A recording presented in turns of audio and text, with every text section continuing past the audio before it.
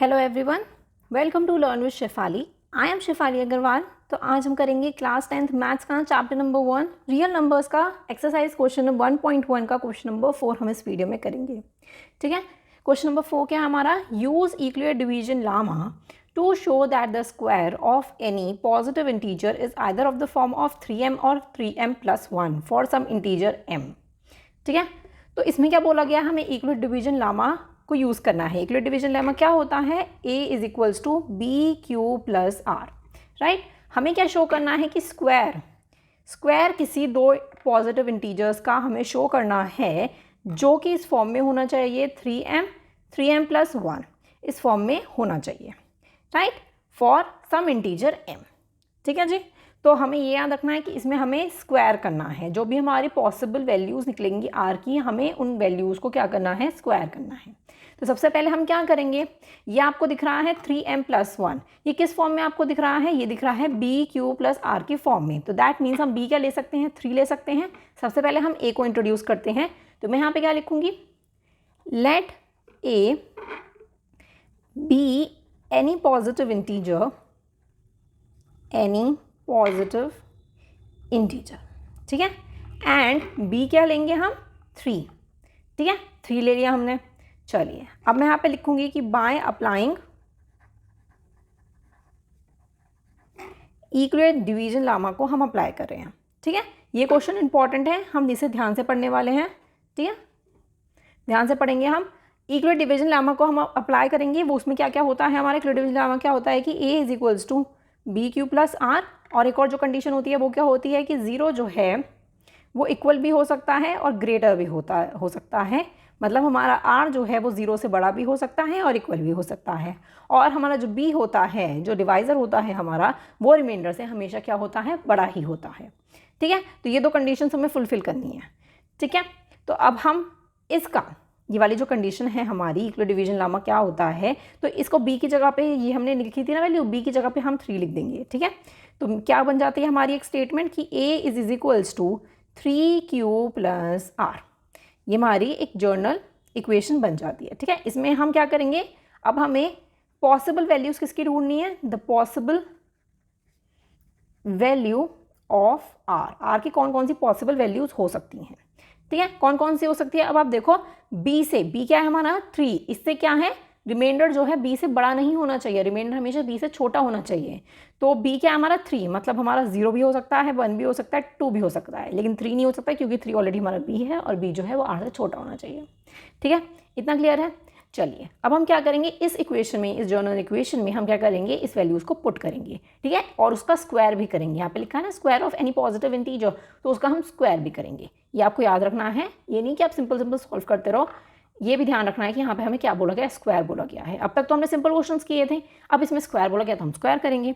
तो सबसे पहला हम आ जाता है कि when r is equals to 0, जब हमारा r 0 था तो हमने जब इसमें पुट किया तो a is equals to, r हमारा 0 है तो 3 इज इक्वल्स 3q प्लस 0 हमें लिखने की ज़रूरत नहीं है क्योंकि 0 की कोई वैल्यू नहीं होती, तो हमारी फर्स्ट ये बन जाती है 3q।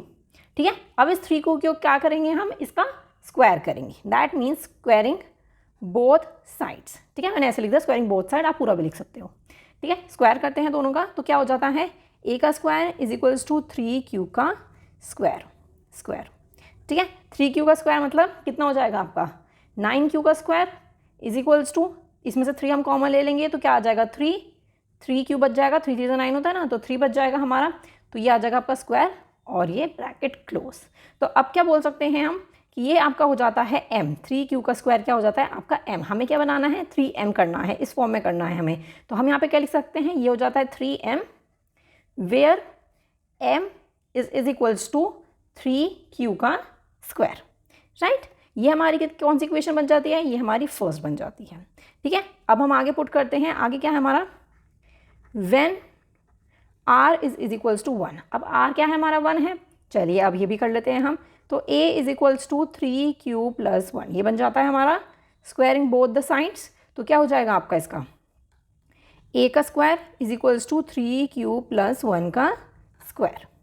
राइट, अब हमने एक आइडेंटिटी पढ़ी थी a प्लस b का स्क्वायर, वही आइडेंटिटी हमें इसमें लगानी है। ठीक है, क्या होती है वो आइडेंटिटी कि a प्लस बी का square is equals to a का स्क्वायर प्लस b का स्क्वायर प्लस 2ab। ये आइडेंटिटी होती है, हमें ये आइडेंटिटी इसके अंदर क्या करनी है, यूज़ करनी है। तो चलिए हम यूज़ करते हैं। तो इसका क्या बन जाएगा हमारा, इसके आगे चल रही हूँ, यहाँ पे लिख रही हूँ 3q का स्क्वायर, इस आइडेंटिटी के अकॉर्डिंग देखो 3q का स्क्वायर प्लस 1 का square plus 2 into 3q plus into 1। ठीक है, इसको फर्दर सॉल्व करेंगे तो इसका स्क्वायर जब हमने किया तो ये हो जाएगा 9q का स्क्वायर प्लस 1 प्लस 3 टू 6, तो 6q आपका आ जाता है, 1 की कोई वैल्यू नहीं है। ठीक है, इंटू 1 किया तो इंटू 1 हो गया वो। ठीक है, आगे हम देखते हैं, आगे हम इसको पहले 1 को हम इधर ले आएंगे क्योंकि हमें एक फॉर्म में लिखना है, स्क्वायर नहीं है और ये 1 आ जाएगा आपका। तो 9q का स्क्वायर प्लस 6q प्लस 1 हमने इस फॉर्म में लिख दिया। ठीक है, अब हम क्या करेंगे, इसमें से कॉमन निकालेंगे। कॉमन क्या निकल जाएगा, इसमें से 3 कॉमन निकल जाएगा, बचेगा क्या यहाँ पे 3q का स्क्वायर प्लस 2q और ब्रैकेट क्लोज प्लस 1 तो हमने कॉमन नहीं लिया, सिर्फ इन दोनों में से हमने कॉमन लिया है। ठीक है जी, तो अब हम यहाँ पे क्या लिख सकते हैं, हम सिंपली यहाँ पे लिख सकते हैं कि ये हो जाता है 3m plus 1 where m is equals to 3q का स्क्वायर प्लस 2q, ये हमारा क्या है, m है। तो ये क्या बन जाती है आपकी सेकेंड इक्वेशन। ठीक है जी, अब हमें क्या करना है, अब हमें जो ये सेकंड वाला बच रहा है हमारा कि r की वैल्यू हमें क्या लेनी है, 2 लेनी है। तो मैं यहाँ पे लिख लेती हूँ, यहाँ तक हम कर चुके हैं। ठीक है, आगे हम 2 की वैल्यू लेते हैं कि when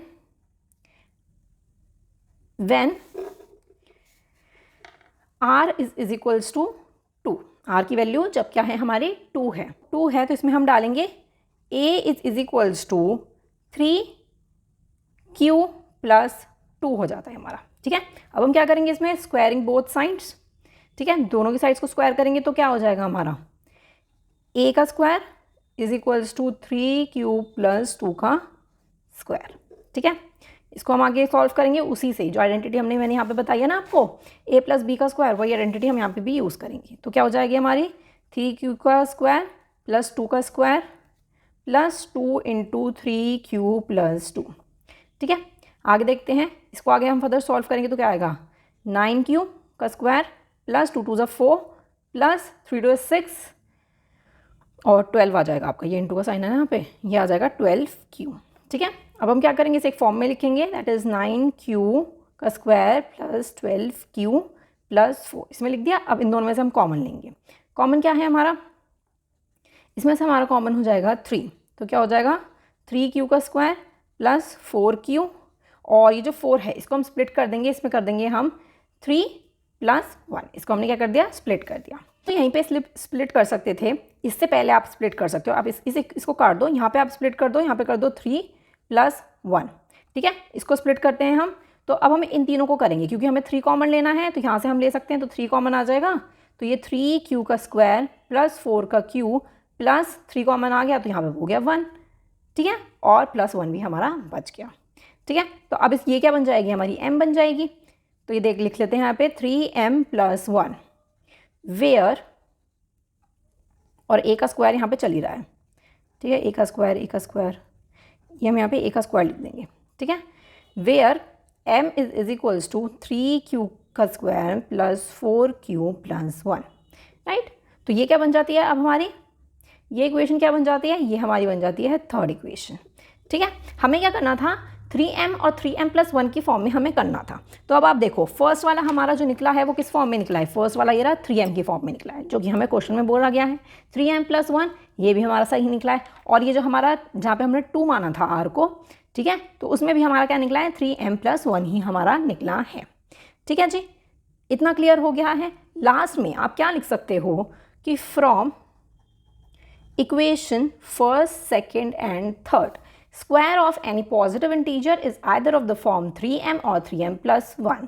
ठीक है, ये आप पूरा यहाँ से आप लिख सकते हो, मैं यहाँ लिख देती हूँ, that square of any positive integer is in the form 3m और 3m plus 1।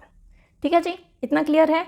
ये यहाँ पे हो जाता है आपका क्वेश्चन नंबर 4 एक्सरसाइज 1.1 का। आई होप आपको क्लियर हो गया होगा। सिंपल हमने कुछ नहीं किया है, सिर्फ आपको देखना है यहाँ पे स्क्वायर या फिर क्यूब बोला गया है या नहीं बोला गया है। अगर बोला जाता है तो उस अकॉर्डिंग आपको इसका स्क्वायर कर लेना है जब आप आर की वैल्यूज़ को पुट कर दो। ठीक है, बहुत ही ईजी क्वेश्चन है, आपको सिर्फ इतना ही याद रखना है इन क्वेश्चन में। ठीक है, आई होप आपको क्वेश्चन नंबर 4 समझ आ गया होगा। ये बहुत ज़्यादा इंपॉर्टेंट क्वेश्चन है, ध्यान से पढ़ लीजिएगा।